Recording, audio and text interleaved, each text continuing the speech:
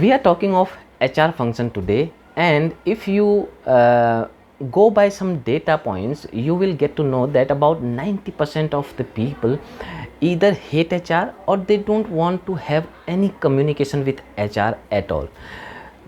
Though HR's primary job is to hear employees become representatives of employees in the management, therefore they should act as a bridge between employee and the management. Employees, even if they are having some issues, they do not want to go to HR to seek any solution. That's because HR seems to be too close to the management. So for example, if I am an employee and I have something to do with my manager, probably if I talk to HR, the HR is going to talk to my manager. Ultimately that circle becomes full, and this has happened with me. So I spoke to HR once regarding one common problem in the team, and soon I found out that my manager knew about that problem.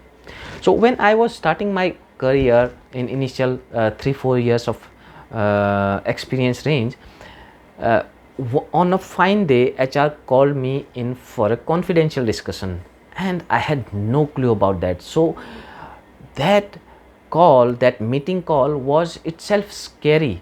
So first of all, I had no idea why I was the only one who was called in for that discussion.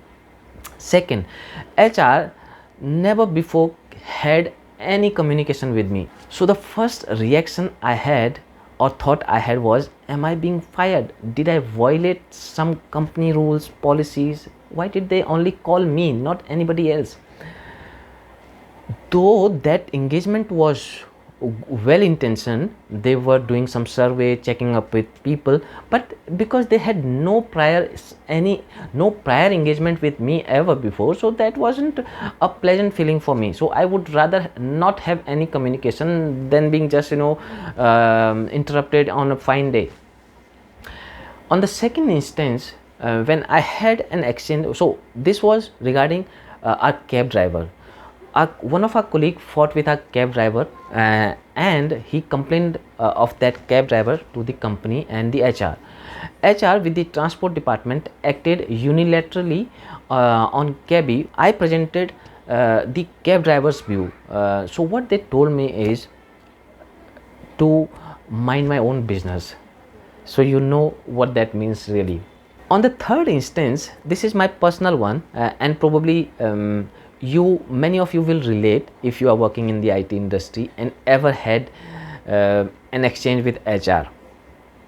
So I was working with the company for quite long, so I decided to have a talk with the HR to revise my pay. And I deserve to get a pay raise because I had got a promotion. So what happens is, I talk to HR goes back to the manager, the same manager who gave me little bit of hike, and then they come back to you that okay, no, we don't have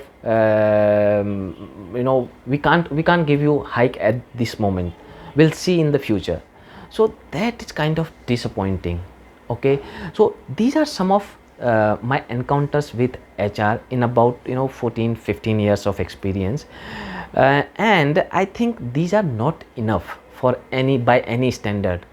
HR is a support function for employees, do remember that. So if you don't have proper engagement with your employees, how would you really put forth their views in the management?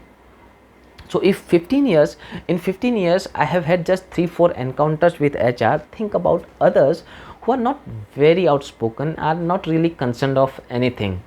There is a huge list of complaints normally people or employee has with HR. Now let us look at what are the typical roles and responsibilities of HR function. So typical role and responsibility of HR function is to support, to look after, to care, to provide a fantastic work environment to the employees. To do that, they do market study, they do peer review study, they look at all these aspects and they bring forth all of them together to the management. Now the job is to push the management to take a decision on these data points. However, over the period of time, what has happened is HR has become a messenger for the senior management. So it is a one-way communication. Whatever they want to communicate, whatever policy they want to push, they get it done via the HR function.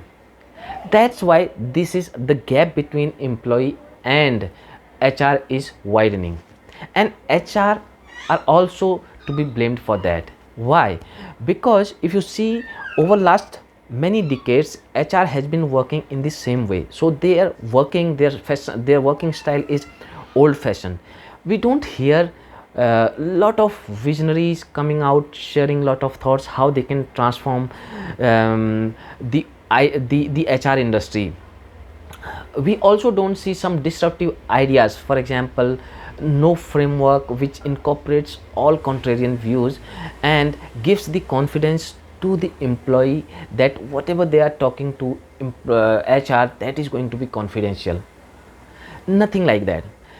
Other than that, I think there is also a factor of skills. I personally feel that HR is lacking lot of skills. For example, interview experience, sharing feedback, having good engagements with your employee, everything to do with your communication with the employee. So if you openly communicate, well intentioned, probably you don't need many of these things.